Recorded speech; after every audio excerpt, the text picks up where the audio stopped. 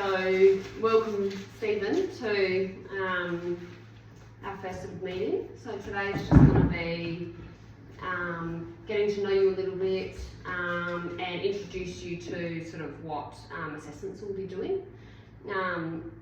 So I'm Sarah, I'll be your assessor, and we are looking at 2 units overall that you've enrolled into. So one of them is BSB PEF 202, Plan of Lifetime Management.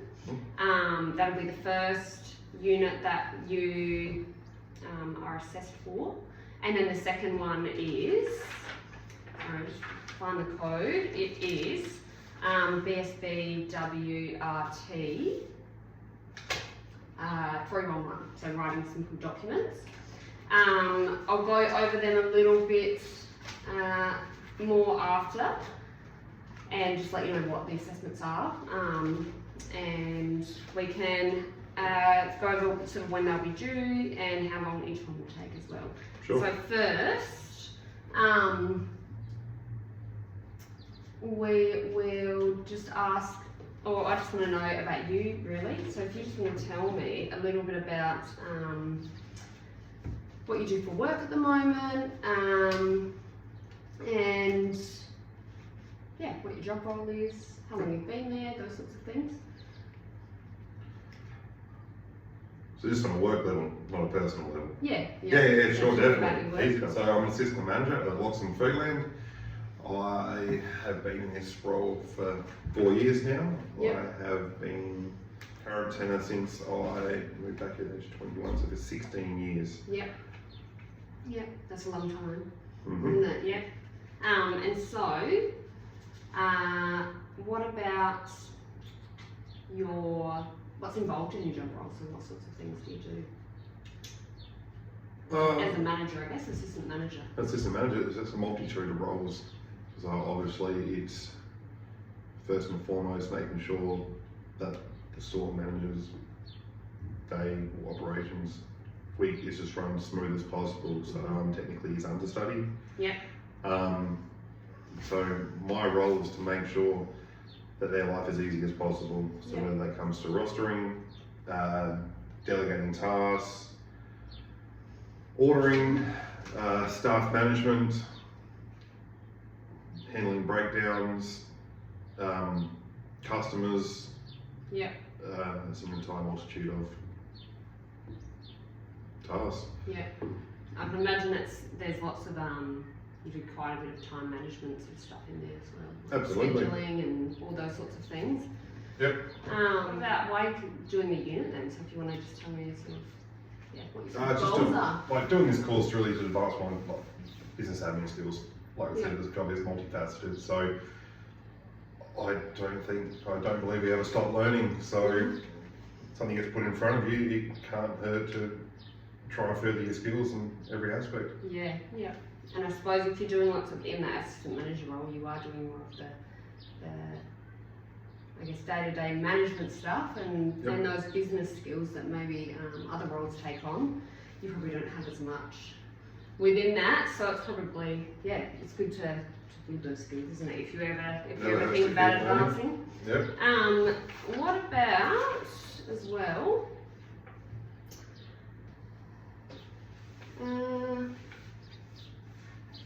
So when did you have you completed any formal study? Last formal study would have been completed, would have been so like year 12, so that would have been back in year 2004. Yeah, it's a long time. It's a long Yeah, time so it's a ago. pick up study again, isn't it? It is a long time ago. So I did go to uni after I finished year 12. However, I didn't complete that. So last completed was that, apart from a few online courses and stuff we've done with it. But from full-time schooling a long time ago. Yeah, and I suppose it's lots of students, when they come back to study, especially after such a long time, it feels quite unfamiliar, but when you're with or doing some study into the vet sector, it definitely works very differently to uni. We just look at whether you're satisfactory or not satisfactory for each assessment, and then if you're not satisfactory, we will give you that feedback and some resubmission notes, and then you're able to just go back and correct that, and then send it back in for marking. And then at the end of each unit, you get either a competent or not competent mark, and anything that you're not competent in, there's that opportunity to resubmit any assessments until you reach competency. So it's not really a pass or fail or a graded thing. It's about, you're not yet competent, but here's what you can do to build those skills up. Sure. Some things will be virtual, some things will be face-to-face, some things will be live, or some things you can do in your own time. And that will all be within each assessment. It will explain sort of what the context and conditions are for each one. But if you've ever got any questions, feel free to email your lecturer. You can email me. There's lots of support available. Also, didn't indicate whether you had any foundation skills that you would want extra support with. But I just want to double check on your sort of, digital literacy skills. So whether you have any, you might need any support using different digital technologies. So some of the things that we use and that you might need for the assessments are like email, Word, PDF, or other sort of similar programs. Do you feel comfortable and confident using those things, or you need some support? I believe I'm capable of using those. Perfect. Did you happen to have a look through the student guide as well that was on there? Yeah, they're going to read the student guide. Cool. Did you have any questions about that one? Not that come to mind. No, perfect. So, I just want to confirm that you've read the student conduct, code of conduct that's in there, and also about our appeals and complaints process. Yep. So that goes back to when you get any of your assessments marked. If you aren't happy with the sort of feedback and mark that you got from an assessor, that there is an appeals process, and you are welcome to appeal that at any time, and then we can review that assessment and change the marking. But yeah, that's all within your student guide, so you can have a look back at that any time, or flick me an email if you've got any questions. Sure. So I think the last thing is just double checking whether you've got any sort of individual circumstances that you want us to be aware of, or any needs. No. No. No. Okay. And so, what about with work? Are they quite flexible in terms of if we need to come in face to face, or do you have parenting responsibilities or anything that we just need to be aware of? That would interfere with being able to come in face to face, so just time scheduling and things like that. with due notice would not be an issue. I believe we can make it work, we can make anything work. I just have to speak to management about it, but as long as we keep it covered, that would be fine. And exactly the same as the home life too, so as long as I work well with my partner and perfect. what her needs were, we can make anything happen. I'll be in touch anyway and give you those confirmed dates with you, and then you can let me know if they don't work or we need to adjust anything. So now I will just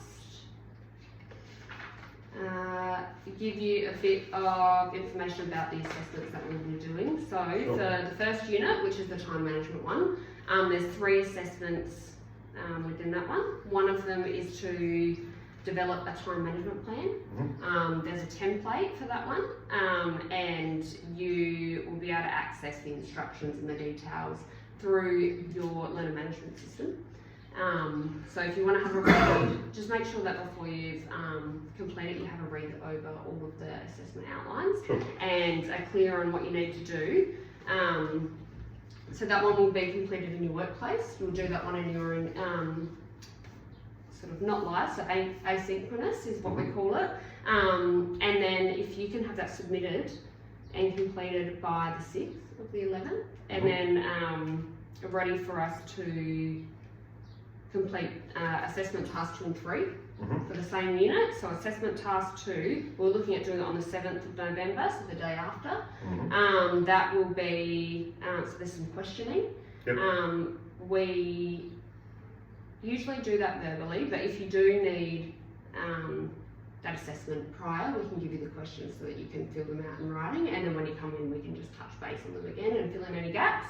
And assessment task 3 is a group assessment, so there's a couple of other students. We'll sit down together and you will have a chat about sort of a scenario that I'll give you, and we'll ask a few questions, but that will all be done together.